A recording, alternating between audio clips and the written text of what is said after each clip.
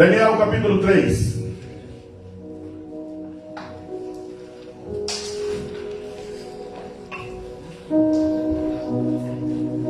A partir do primeiro versículo,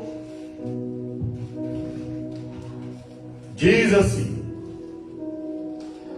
o rei Nabucodonosor fez uma estátua de ouro, cuja altura era de 60 côvados, e a sua largura de 6 côvados. Levantou-a no campo de Dura, na província de Babilônia.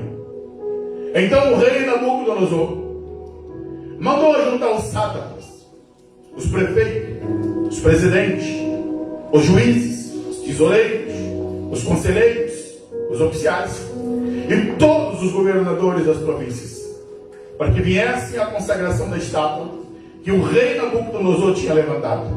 Então se reuniram os sátrapas, os prefeitos, os presidentes, os juízes, os tesoureiros, os conselheiros, os oficiais e todos os governadores das províncias, a consagração da estátua que o rei Nabucodonosor tinha levantado, e estavam em pé diante da estátua que Nabucodonosor tinha levantado. Podeis acertar.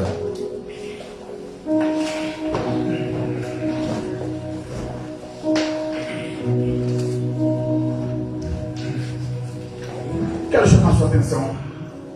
É um texto um tanto quanto conhecido de toda a igreja, mas lembrando, por que são conhecidos esses textos?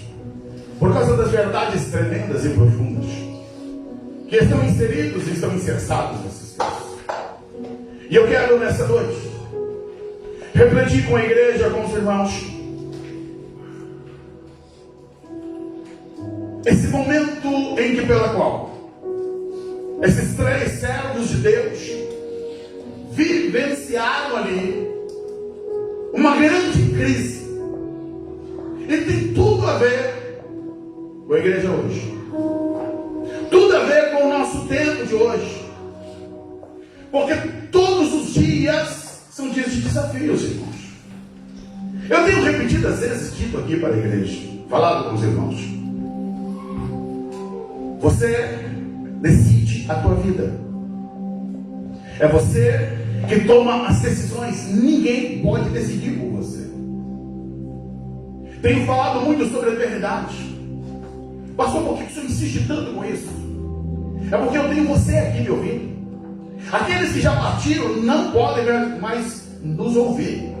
E eu digo para a igreja com muito temor e tremor: aqueles que partiram para a eternidade sem conseguir acertar a vida, daria tudo para estar no teu lugar hoje, para ouvir, para decidir, e faria talvez tudo diferente. Mas para aqueles que já partiram, não tem mais jeito.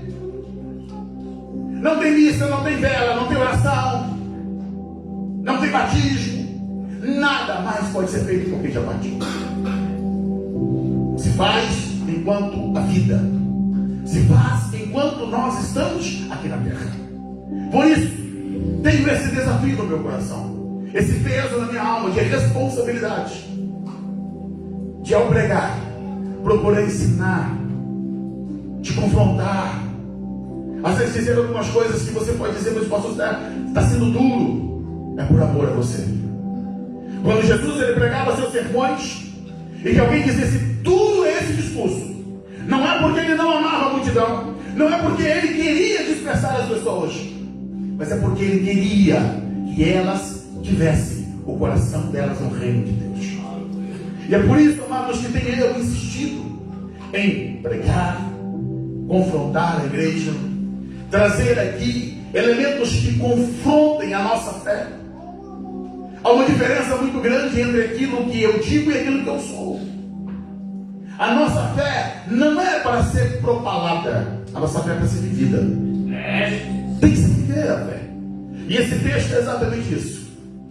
É o viver da fé em que pela qual se crê. O texto diz acerca de um homem chamado Nabucodonosor. Vou resumir, que eu creio que toda a igreja já conhece. Nabucodonosor Ele foi rei, imperador, o homem que fez a mega conquista. Dentro da história, seria o primeiro império, aonde vários reinos foram subjugados. E o Império Babilônico foi um império de grande apogeu, de glória, de resplendor. A Assíria conseguiu conquistar alguns reinos, mas não é representado como o primeiro império. Na profecia de Daniel, nós encontramos ali, no capítulo 2, quando se fala, e nós vamos falar um pouquinho sobre isso, essa cabeça de ouro, que representa a Babilônia. Babilônia foi a época de ouro, áurea. Quando você estuda no sentido secular, a história secular, apresenta o tempo da Babilônia como um tempo em que, pela qual se foi feita na Babilônia uma das 7 maravilhas do mundo. Quem nunca ouviu falar dos jardins suspensos da Babilônia, aonde a engenharia e a arquitetura ficava pasma com tamanha capacidade de engenharia e arquitetura para aquela época? O reino babilônico era um grande esplendor. Nabucodonosor foi um homem que conseguiu, primeiro seu pai Nabucodonosor, depois ele, então consolidou o seu reino. E ao derrotar a Assíria e os povos vizinhos, ele conseguiu ir expandindo o seu território e formando assim esse mega império. Poderoso no sentido de exército, mas poderoso economicamente. Tinha suas características peculiares, diferentes da Síria.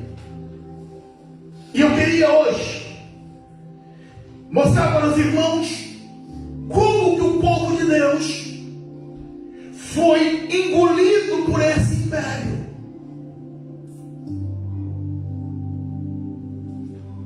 Semana passada eu falei sobre Siló, sobre quando perdeu-se a arca, sobre Cabote. Foi uma tragédia.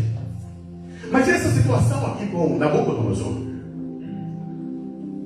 foi o momento mais auspicioso, mais horroroso. E por que, pastor, que isso ocorreu? Por causa da nossa insistência em achar que mesmo errando as coisas vai dar certo. A vida não é um conto de fada, não é novela, não é minissérie. A vida é uma coisa real. Porque nos filmes é que tudo termina bem. O sujeito está pronto, chega lá no final, tudo dá certo. Não. Tem muitos hoje que estão perdidos porque achavam que ia ter tempo de acertar, de corrigir. E esse tempo nunca chegou para eles.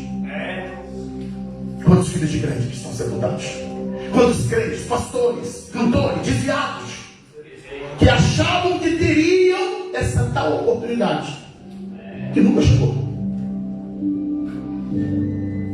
E quando eu olho para esse texto bíblico, isso aqui, irmãos, só ocorreu, só aconteceu, porque o povo não creu nas profecias de Deus. Eles tinham tudo para funcionar bem. Deus deu a ordem.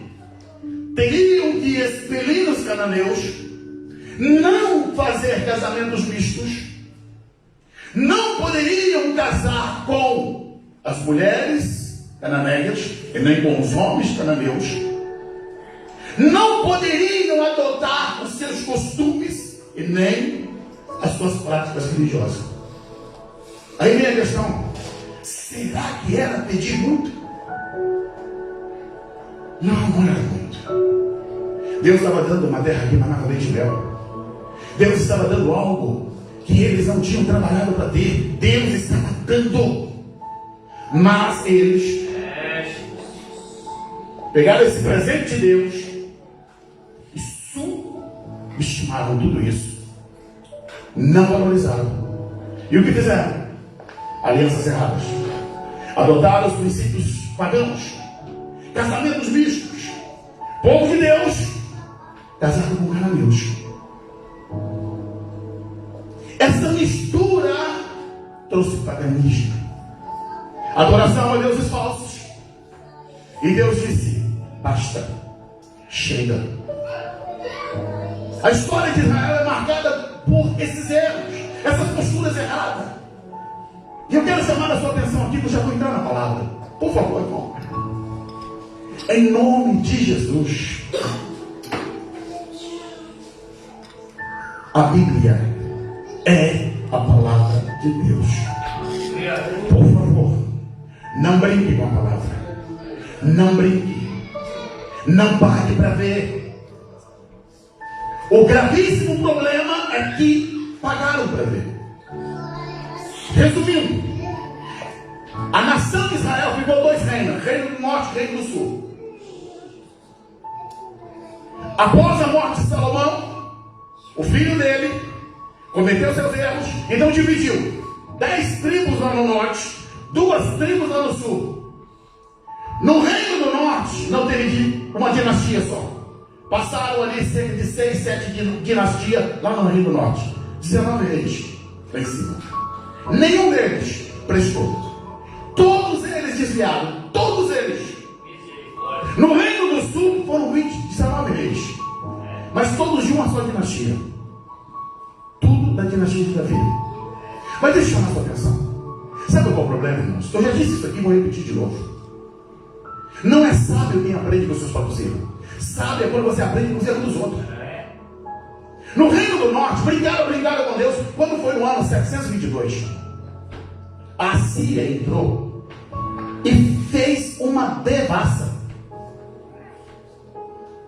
Fez uma destruição sem tamanho. Tanto é que o reino do norte, escuta isso, nunca regressou do cativeiro. Nunca mais se recompôs. Nunca mais se recompôs o reino do norte. Acabou. 722. A Síria veio para tentar fazer isso com Judá. Mas aí tinha quem lá? Lá estava Ezequias. Lembra que morreu 185 mil soldados? Foi essa época. Aí Deus poupou. Só que só durou mais 100 anos, irmãos.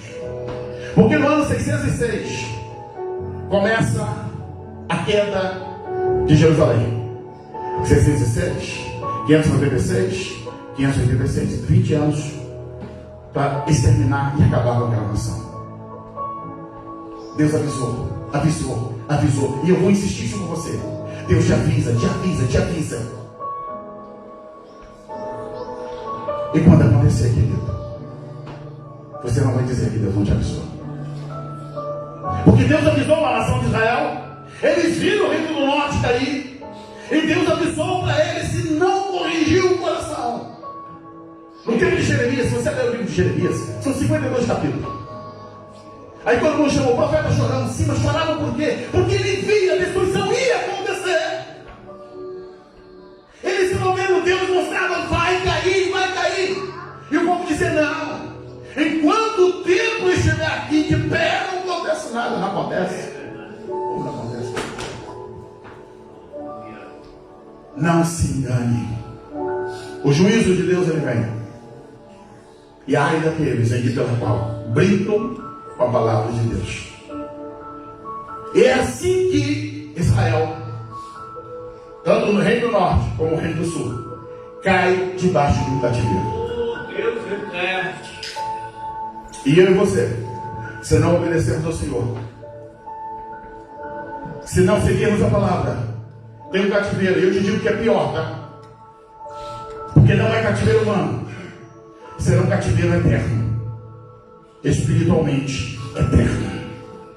Por isso nós temos a oportunidade de ouvirmos a voz de Deus, de corrigirmos a nossa vida, de nos corrigir, de nos acertar. Nabucodonosor então conquistou Jerusalém, pegou parte da população e levou para a Babilônia. Escolheu os melhores, aqueles que poderiam trazer lucro para a Babilônia. E em meio a essa leva de nobres, de pessoas que seriam úteis, estava ali que se destacam 4 jovens: Daniel, Ananias, Misael, Azarias. No capítulo 1 nós vamos encontrar a chegada desses jovens, novos, sem pai, sem mãe, sem sacerdote, sem templo, sem referência, mas com Deus no coração. Sabe o que determina a tua vida? Não é teu pai, não é tua mãe, não é o pastor, não é a igreja, é o teu compromisso com Deus. Você não precisa ter alguém te vigiando ali, ó. Deixa eu ver se você está. Não, você não precisa de ninguém te vigiar, não, irmão. É você e Deus. Tem que ser você e Deus. Ser crente debaixo do olhar de pai, de mãe, de avô, de pastor, não é ser crente. É ter medo apenas. Agora, servir a Deus quando ninguém está vendo, isso é compromisso, isso é aliança. E esses 4 jovens decidiram viver essa aliança com Deus. Tem um preço, sim, mas hoje o preço que eu quero falar é do capítulo 3. A Bíblia diz que esse homem, Nabucodonosor, ele resolveu fazer uma mega estátua. A Bíblia diz 60 côvados de altura, 6 côvados de largura. O que é o côvado, pastor? O côvado é essa medida, ó. Daqui, aqui. Por isso ela é variável. Mas por média é 45 centímetros. Entre 45 e 50 centímetros, depende dos povos daquela época. Mas para fazer uma conta exata, se é 60 côvados, vamos colocar um côvado de 50 centímetros. Então você tem 30 metros de altura, 3 de largura. 30 metros de altura, irmãos, nós estamos falando aí de um prédio de 10 andares. Esse é o tamanho da estátua. 30 metros de altura. Eu acho que aqui em Évora nós não temos prédio de 10 andares. Eu acho que só em Lisboa. Então, ele manda fazer uma estátua de 30 metros de altura, 3 metros de largura, e essa estátua, ela é de ouro. É mega ostentação. Mas o que é isso, pastor? O que significa essa estátua? Eu não tenho tempo de explanar muito, mas se você olhar, dever de casa, leia depois o capítulo 2 em casa. No capítulo 2, resumindo, esse rei teve um sonho. Ele sonhou com uma grande estátua. E essa estátua, a cabeça era de ouro. O seu peitoral e os braços eram de prata. O ventre era de bronze. As pernas eram de ferro. Os pés eram misturados ferro e barro. E no sonho desse rei, uma grande pedra vinha e batia sobre os pés daquela estátua. E aquela estátua toda desmoronava. Daniel foi interpretar isso. Revelar o sonho e interpretar. E Daniel disse: olha, rei, Deus está te revelando o futuro. E sabe por que Deus pode revelar o futuro, irmãos? Porque ele é atemporal, ele está fora do tempo, ele já sabe o começo e o fim. É por isso que Isaías diz: eu anuncio o fim desde o princípio. Deus sabe como vai terminar a história humana. Ele já sabe tudo. Ele conhece. Porque ele é onisciente.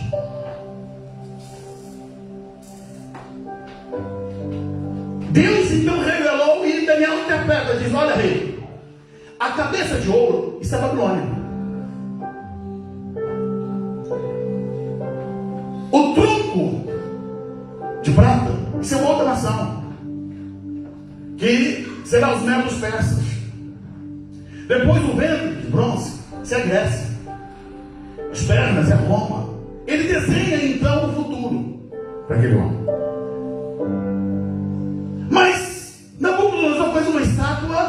de 30 metros. Qual o material? Ouro. O que ele está tentando ali? Ele está tentando burlar Deus, dizendo: não é só a cabeça que vai ser ouro. O meu império não vai ruir. Eu vou meter ouro em tudo, de cima a embaixo, porque o meu império vai permanecer. Eu vou sublimar todos os outros impérios. Irmãos, escuta uma coisa. Você pode dar banho de ouro, você pode dar banho do que você quiser, mas aquilo que Deus tem como propósito, nada muda. Nada muda. Eu me encaixo nos planos de Deus, Deus não se encaixa nos meus planos. Ele é Senhor, eu sou servo. Nunca vai inverter isso. Nabucodonosor, ele tenta ser Deus. Ele tenta mudar a figura daquilo em que pela qual Deus havia mostrado para ele. E na sua arrogância, ele faz aqui uma grande convocação. E é interessante, irmãos, que aqui, os textos que eu li, a Bíblia está dizendo aqui que ele, dentro dessa convocação, ele chama todas as autoridades: sátrapas, prefeitos, presidentes, juízes, tesoureiros, conselheiros, oficiais, governadores, tudo aquilo que é cúpula de liderança, ele convoca. Então o que temos aqui? Um ato político, governamental. Ele toma os chefes de Estado, os líderes, aqueles que compõem o governo do seu império, e com isso atrai também os povos. Esse ato político ele transforma em um ato religioso, porque ele não quer somente ter o domínio político, ele também quer ter o domínio religioso. E ele diz então, no verso 4: e o pregoeiro apregoava em alta voz: ordena-se vós, ó povos, nações e línguas, que quando ouvirdes o som da buzina, do pífaro, da harpa, da sambuca, do saltério, da sinfonia, de todos os pés de música, prostrar-vos-ei e adorareis a estátua de ouro que o rei Nabucodonosor tem levantado. Agora ele transforma aquele evento político em um evento religioso, dizendo que todos teriam que prostrar. Mas não era só reverência, não era só bater uma continência, não. Teria que adorar. Estamos falando de prestar culto. Estamos falando aqui de reconhecimento, de deificação.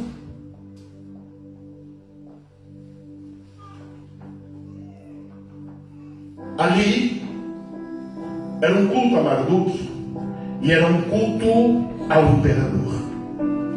E ele exige que todos se prostrem e adorem aquela imagem. Impossível não ser vista. O tamanho, o reluzir do ouro, a megas distâncias se via o reluzir daquela estátua, que não era Deus. Poderia ser de ouro, poderia ser preciosa, poderia ser linda, poderia ser valiosa, mas não era Deus. Nem tudo que é belo, nem tudo que é lindo, nem tudo que é valioso significa que é de Deus. Nem toda porta que se abre significa que Deus abriu. Nem tudo aquilo que ajunta todas as pessoas significa que Deus está ali. Um grande ajuntamento estava ali. E eu digo pior ainda. Lembra que eu disse? Os judeus foram levados de Jerusalém para a Babilônia. No meio daquela multidão, não tinha só Ananias, Misael e Azarias ali, não. Tinha outros judeus ali também. E é sobre isso que eu quero pregar, irmãos. Sobre quando você tem o desafio de demonstrar a tua fé em Deus. Como é que você se comporta? Como é que você se postula quando a sua fé é questionada? Quando você é colocado diante de uma situação que você tem que provar que Você adora ou não a Deus? É interessante um outro ponto que eu quero salientar aqui antes de entrarmos nesse cerne da palavra. Se você puder olhar na tua Bíblia, capítulo 2, versículo 47. Depois que Daniel fez a interpretação para Nabucodonosor, olha o que disse o rei para Daniel. Respondeu o rei a Daniel e disse: certamente o vosso Deus é Deus dos deuses, o Senhor dos reis, revelador de mistérios, pois pudeste revelar esse segredo. Estamos falando do mesmo homem que 15, 20 anos depois faz a estátua e pede adoração para ela. A declaração dele é linda, parece até de crente. A maneira como ele fala de Deus aqui é melhor que a adoração de vosso Deus é Deus dos deuses, Senhor dos reis, revelador do mistério. Que lindo, pena que é vazio. Não é o que você diz. Não são frases de efeito que impressionam a Deus. Não. Frases de efeito impressionam os homens. A Deus não. Frases lindas. Orações belas. Não pense que você vai alcançar o favor de Deus por isso. Deus está olhando aqui dentro. Pode ser orações desconstruídas, frases mal elaboradas, conjugações erradas, mas se o coração está sendo sincero, é isso que ele vai olhar. Aleluia. A igreja, claro, prezamos, estamos em pleno século XXI, prezamos pela boa educação, prezamos pela boa palavra, mas entenda, isso não impressiona Deus. Deus quer corações quebrantados, sinceros. Esse rei faz uma grande declaração, mas está vazio. Vazio de Deus. Vazio do Senhor. E é por isso que ele agora vai invocar uma adoração para uma estátua de ouro. O campo de Dura se torna um palco de idolatria, de politeísmo. Estaria a elite, a nata da sociedade. E o povão também está lá no meio. Manda-se tocar as músicas, sim, irmãos. E aqui já vai a minha palavra doutrinária. Escuta. Estamos numa era moderna muito complicada, onde diz: pastor, tem problema ouvir música do mundo? Não, é só música romântica, é música internacional, é MPB.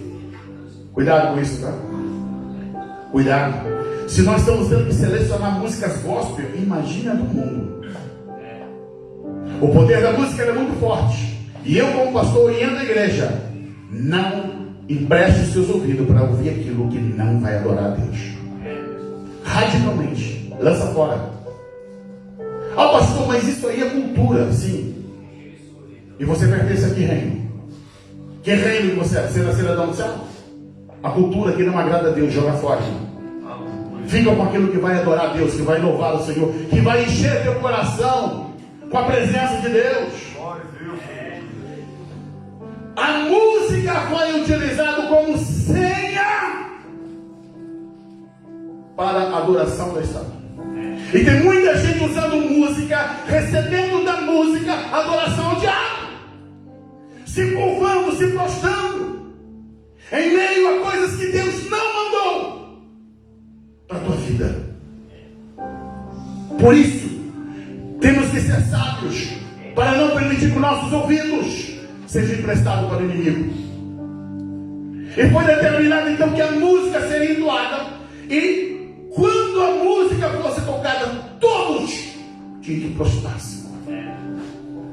Olha no cajado, Todos teriam que se prostrar. Agora tem uma ameaça.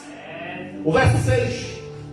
E qualquer que não se prostrar, não adorar, será na mesma hora lançado dentro da fornalha de fogo ardente. Agora a coisa apertou.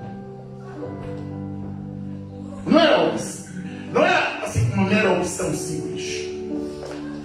A música toca, todos têm que se prostrar e dar adoração à estátua. É voluntário? Não, não é voluntário.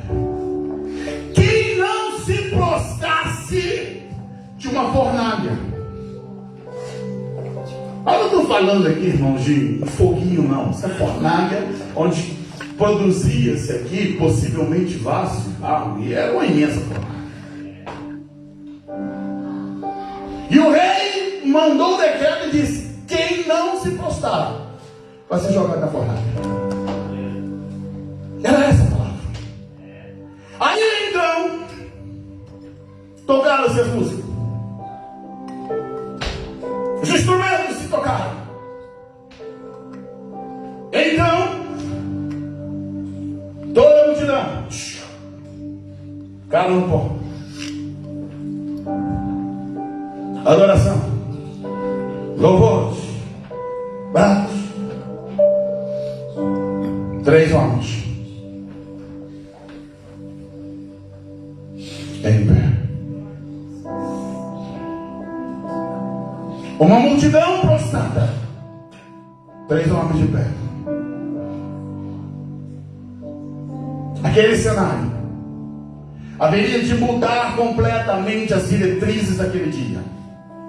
Aquele dia não seria mais como o outro devido à decisão daqueles 3 homens. Porque foi um burburinho. As pessoas começaram a olhar para aqueles 3 jovens e disseram: são loucos, são malucos, são afrontadores. A coisa ficou feia. Diz a Bíblia, no verso 8: ora, naquela ocasião chegaram-se alguns homens caldeus e acusaram os judeus. Foram para o rei Nabucodonosor e chegaram no verso 9, olha: ó rei, vive eternamente. Rei, tu fizeste um decreto onde quando os instrumentos fossem tocados tinha que se prostrar. Verso 11: qualquer que não se prostrasse e adorasse seria lançado na fornalha. Significa dizer que o rei não tinha visto. Claro, tinha uma multidão, mas alguns homens foram lá. Linguagem bem brasileira, né? Um X9. Foram lá e disseram para o rei: olha, rei, esses homens judeus não se prostraram. E eles fazem questão de dizer aqui, verso 12: judeus, os quais constituíste sobre os negócios da província. Inveja. A maldita da inveja. Alguns recalcados aqui, porque os judeus assumindo posição na Babilônia. Quem sabe são caldeus, né? Eu sou daqui, sou da terra, não tem posição. Sai esses escravos e vem. Não, peraí. É hoje que vamos acabar com eles. E eles montam aqui um cenário. E para complicar a coisa, não fala só que os homens não se prostraram. Eles são incisivos. A partir do 12: esses homens, ó rei, não fizeram caso de ti. Aí é forte, né? Ó rei, não deram nem importância para ti. Aí mexe com o ego do homem. Não fizeram caso de ti, não servem os teus deuses e não adoraram a estátua que levantaste. Pronto. Para quem era o ególatra, igual era o Nabucodonosor, é mexer com ela e deixar ele na fúria e no ódio. Quer mexer com o ser humano, mexe com ela dele. Mexe com ela dele. E foi aqui que Nabucodonosor é tomado pela ira, pela raiva, pelo ódio. O verso 13 diz que Nabucodonosor, com fúria e com furor, mandou trazer Sadraque, Mesaque e Abednego. E aqui eu digo, irmãos, que a sua atitude, o seu comportamento, vai dizer exatamente quem é você diante de Deus. É no meio da prova, da luta, da dificuldade que define quem você em quem você crê, que estilo de fé você vive, que tipo de vida cristã você está vivendo.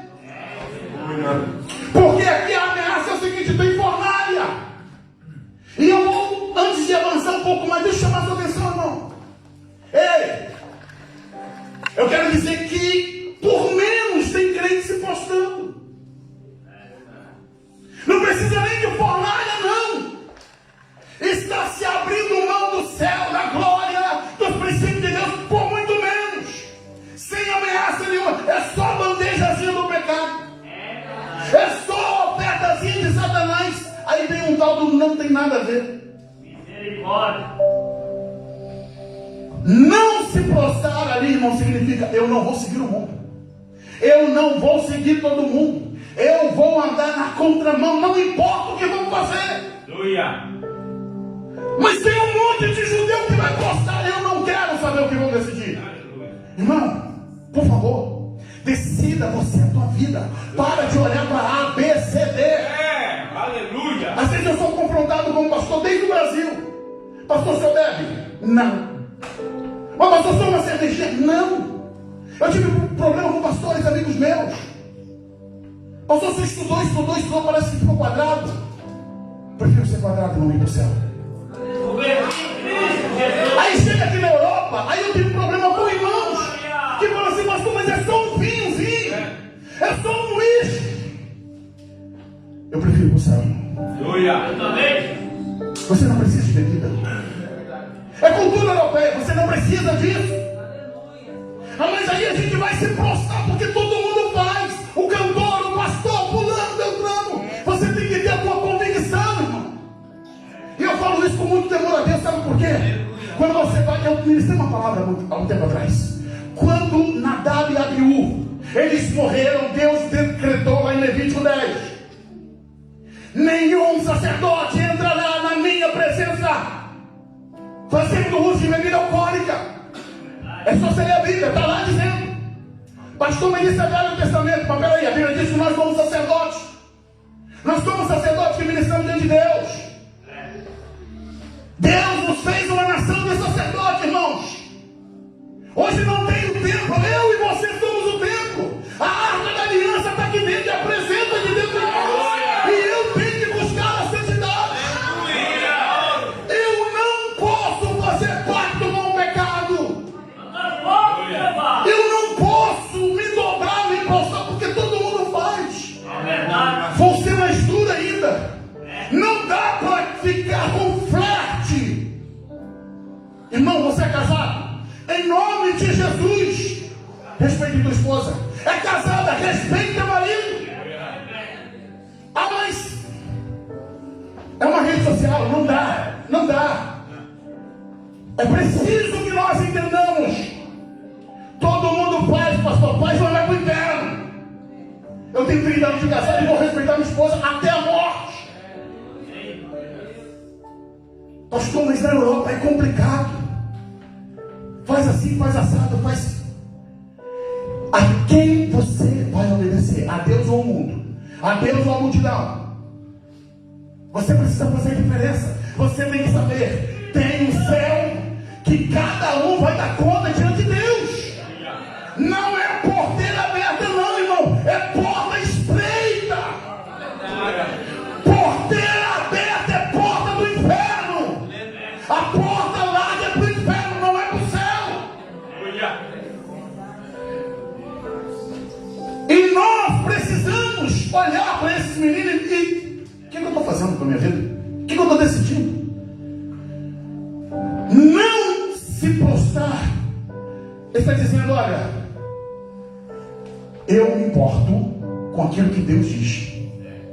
Papai e mamãe não estão aqui. O levita não está aqui, o sacerdote não está aqui. Mas Deus continua aqui. Você pode não ter a presença de líderes, não pode ter a presença das pessoas aí, mas onde você estiver com o teu pezinho, saiba: Deus está lá. No teu quarto, no banheiro, no momento que você está com o seu telemóvel, no momento que você está trabalhando, você está com a internet, Deus está lá do teu lado. Deus não tira folga e nem tira folga. O guarda de Israel não dormita, ele não se cansa, não fadiga. não dormitará o guarda de Israel. E tem uma questão, irmão, não adianta você agradar as pessoas e desagradar a Deus. Não dá para viver assim. Vou fazer uma média. Fazer média de quê, irmão? Que média, irmão? Eu não posso fazer média com o mundo. Eu não posso fazer média com o Nabucodonosor. Mas Nabucodonosor me deu um carro. Eu vou perder o carro. Que perca o carro, irmão. Mas vá para o céu. Que perca as coisas, mas vá para o céu. Aleluia. Eles não se importaram com a posição. Se importaram com a posição diante de Deus. Lembrando, era a maior autoridade daquela época. Nabucodonosor era a maior autoridade.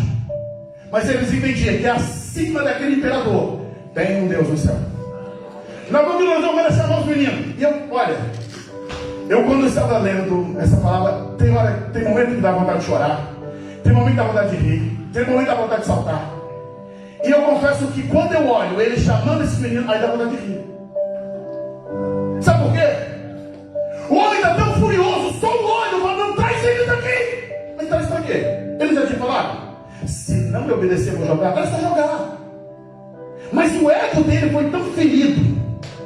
Os meninos conseguiram assim, espinhar o ego dele. Eles disseram: não, não é possível. Eles vão ter que obedecer. Não, matar eles não é o suficiente. Eles vão ter que se dobrar. Aí manda chamar.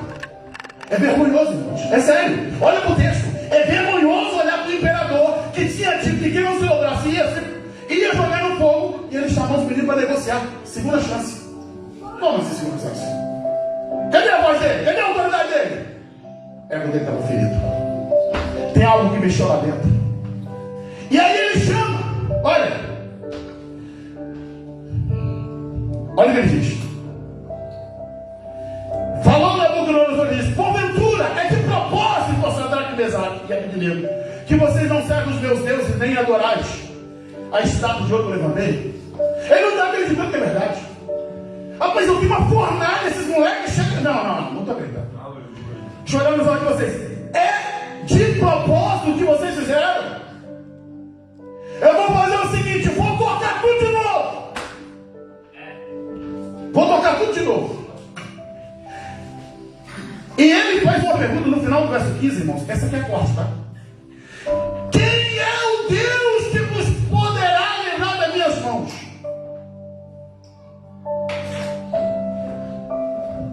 Deu o choque de realidade dos meninos. Afronta a Deus e diz: quero ver se eles não vão se mostrar. Os meninos não dão aula de teologia, não dão aula de Bíblia para ele. Poderia falar ali: olha, o Deus que você está questionando. Não fala nada. Ele diz assim: ó, quanto a essa questão não vamos te responder. Sobre Deus, aqui dentro, rei, a teologia eu já entendi, creio, e não preciso nem te explicar isso. Quanto a essa é a resposta dele. Olha o que ele diz. Responderam: não necessitamos te responder sobre esse negócio. Eu não vou te dar aula sobre Deus, porque eu creio, sei quem Ele é. E diz para ele: olha, eis que o nosso Deus, a quem nós servimos, é que nos pode livrar. Ele nos livrará da fornalha de fogo ardente da tua mão, rei. Escuta, irmãos. Deixa eu dizer para vocês. A coisa virou aqui. Lembre-se, todo mundo estava para a estátua.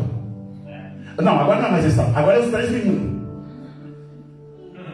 Todo mundo anda de olho neles. Céu e inferno agora assiste uma cena. Um mandatário grandão intimidando os meninos e eles dizendo: olha, Deus pode. É lindo o que eles dizem aqui, e eu queria te confrontar sobre isso.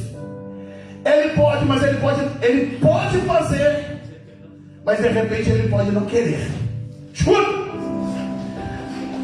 Verso 17: eis que o nosso Deus, a quem nós servimos, é que pode nos livrar. Ele nos livrará da fornalha, se não, fica sabendo, rei, que não serviremos os teus deuses, nem adoraremos a tua estátua. Ele está dizendo: olha, Deus pode nos livrar e nos livrará. Agora, se Ele não livrar, e vamos nos prostrar diante da tua estátua. A Bíblia diz no próximo versículo que o rei se encheu de fúria. Ficou furioso, como assim? Vocês estão me desafiando. Ele poderia estar desafiando o Senhor, não. Só estou dizendo o seguinte: não vamos nos prostrar diante da estátua. Não vamos nos prostrar. Não vamos servir teus deuses. Aí o rei furioso diz: estenda a fornalha 7 vezes mais. Agora não é uma questão de honra. Pronto, virou guerra. Era guerra mandada. O rei agora enche-se de ódio. Está todo mundo focado. É a cara do rei e a cara dos meninos. Pega os homens portões. 3 meninos simples. Amarra eles. Pés e mão. Tudo amarrado. E aí o rei diz: olha, vou jogar vocês lá. Eu acredito que um olhava para o outro, só dizia assim: eu não abro mão. Vou dizer: eu não abro mão. Eu vou para o fogo, mas eu não vou sem Deus. Eu vou para a fornalha. É melhor fornalha com Deus do que ter um trono com Nabucodonosor sem Deus. É melhor você ser fiel ao Senhor na prova, na luta, no chão, na fornalha, do que você ser preso no pecado. A nossa confiança tem que estar em Deus. Se Ele livrar, Ele é Deus. Se Ele não livrar, Ele continua sendo Deus. Aí vem os homens fortes. Tomam eles. Joga lá dentro da fornalha. Os homens estão todos esbugalhados. O fogo é tão intenso, é tão forte, que os homens que jogam os meninos, o calor, as chamas da fornalha, quando os meninos batem lá, que o fogo cai, consome e mata os soldados de Nabucodonosor. São queimados ali na porta da fornalha. Então, se dizia, Nabucodonosor queria dar uma lição para aquele povo todo. Deixa eu dizer para você, não estou ironizando. É a maneira como eu enxerguei esse texto. Aí Deus fala assim: agora eu vou dar meu espetáculo. Nabucodonosor, chega. Chega do seu show, agora eu entro em cena. Os meninos estão lá dentro do fogo. O fogo queimou os soldados. O fogo queimou as cordas. Mas o fogo não tocou eles. Nem veste, nem um fio de cabelo. E eles levantam as cordas soltas. Estava amarrado pés e mãos, mas o fogo queimou. Queimou o que era de Nabucodonosor. As cordas eram dele. Os soldados eram dele. Mas os meninos tinham dono. Aleluia. Eles tinham dono. Você tem dono. Você tem dono. O fogo que faz para te destruir só vai quebrar as cordas. Só vai queimar as cordas que te prende. Porque Deus é que te dá a vitória. É Deus que te guarda, é Deus que te livra. Você está na mão de Deus. Isaías havia profetizado dizendo assim: olha, se passares pelo fogo, nenhuma chama arderá em ti. Quando eles percebem que não estão queimando, creio eu que eles começam a gritar: Kadosh, Kadosh, Santo é o Senhor, Deus é Deus dos deuses, Ele é o Senhor dos senhores. E a multidão, a plateia toda assistindo, e eles pulando lá dentro: Deus é Deus, Deus é Deus, Deus é Deus. Algo maior acontece. Agora não chove, levanta a chave. A presença de Deus entra no meio do fogo. Nabucodonosor está sentado. Ele olha para aquilo e levanta. Assessor, deixa eu perguntar. Nós jogamos 4 lá dentro. Foi 3. Mas como 3? Eles estão vendo 4. Tem um ali que tem a aparência do Filho dos Deuses. Deus entra com você no meio do fogo. Deus entra com você em meio à tribulação. Em meio à luta, você não está sozinho. Aquele que me honra, eu também honrarei. Aquele que me honra, eu não vou abandonar.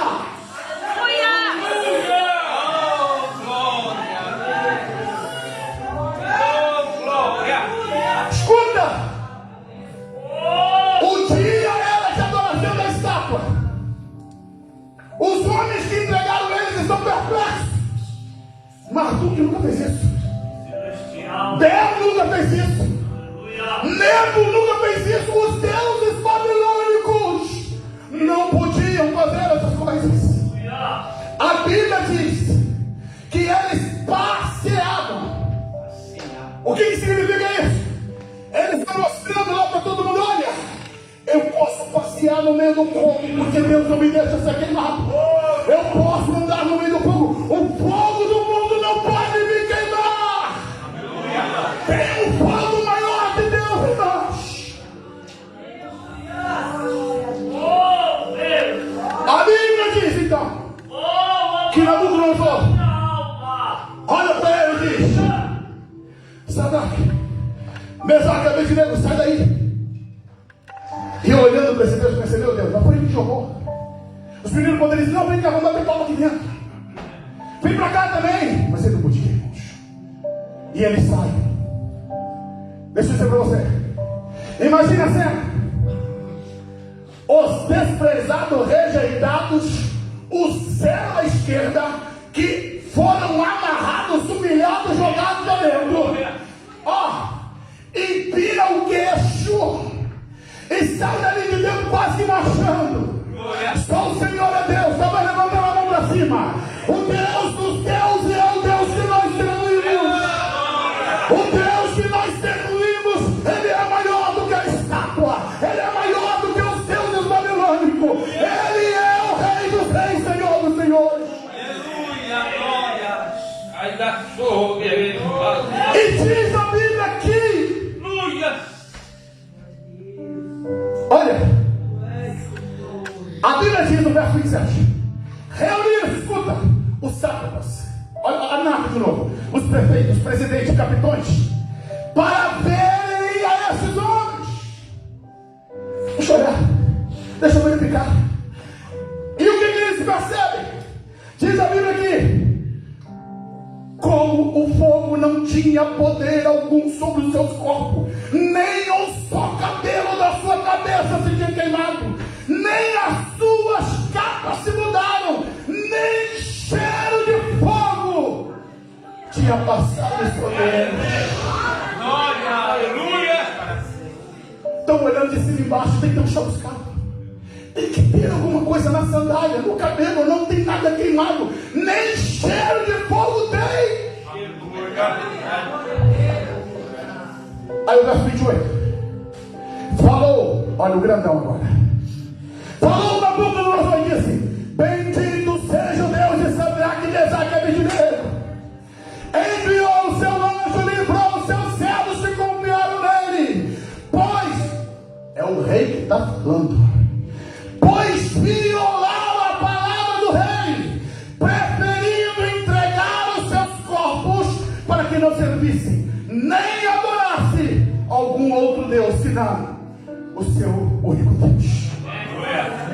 Aí, por mim, pois é feito um decreto, pelo qual todo povo, nação, língua, que disser blasfêmia contra o Deus de Sadraque, Mesaque e Abednego seja despedaçado, suas casas seja feito um monturo, porquanto não há outro Deus que possa livrar como este.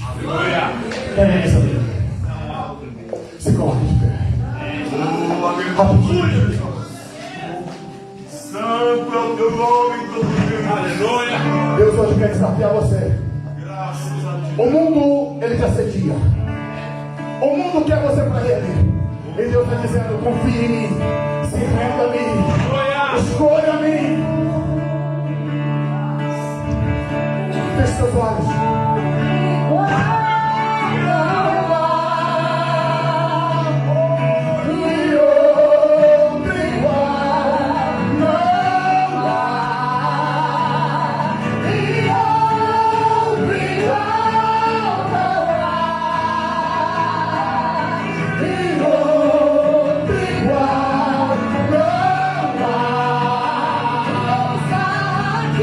Tem glória dele aqui, tem cheiro dele.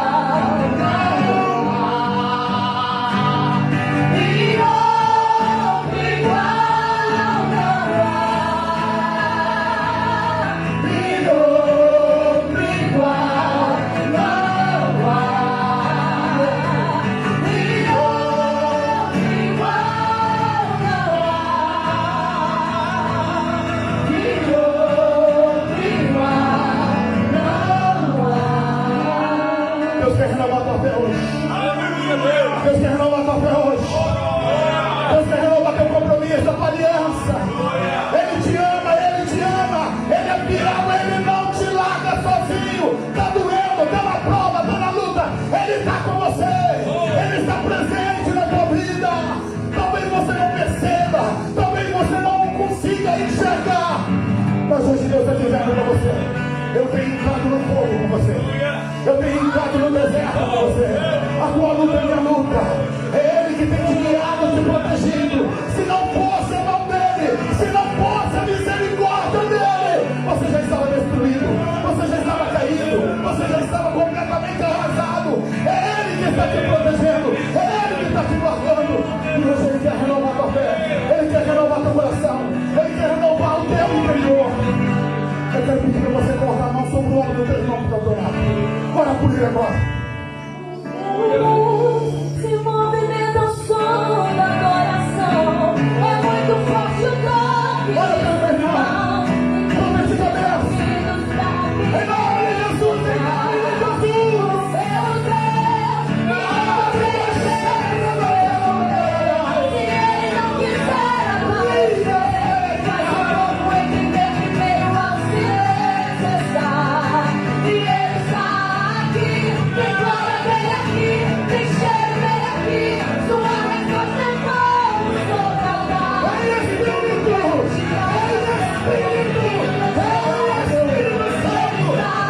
Espírito, toca agora, toca agora. Fala agora. Em nome de Jesus, em nome de Jesus, em nome de Jesus. Eu preciso de renovo.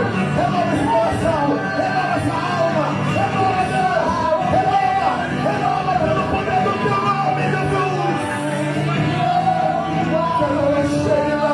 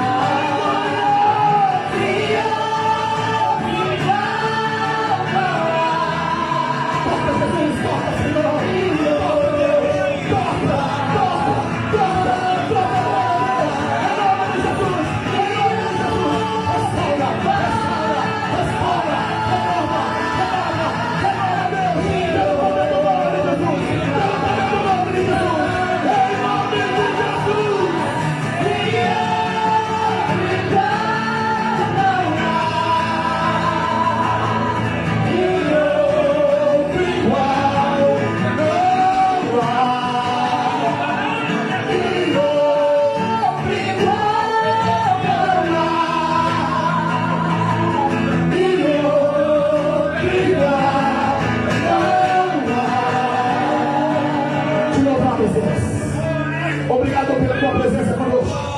Despeça-nos debaixo da tua bênção. Dai-nos uma semana abençoada. Em nome de Jesus, estenda tuas mãos assim. Que o grande e eterno amor de Deus, que a graça infinita do nosso Senhor e Salvador Jesus Cristo, e que a doce presença do Espírito Santo permaneça sobre toda a igreja do Senhor, desde agora e para todos, sempre, todos os dias. Comigo, amém. Vá em paz, vá na bênção. Tenha um Deus que cuida de você. Tenha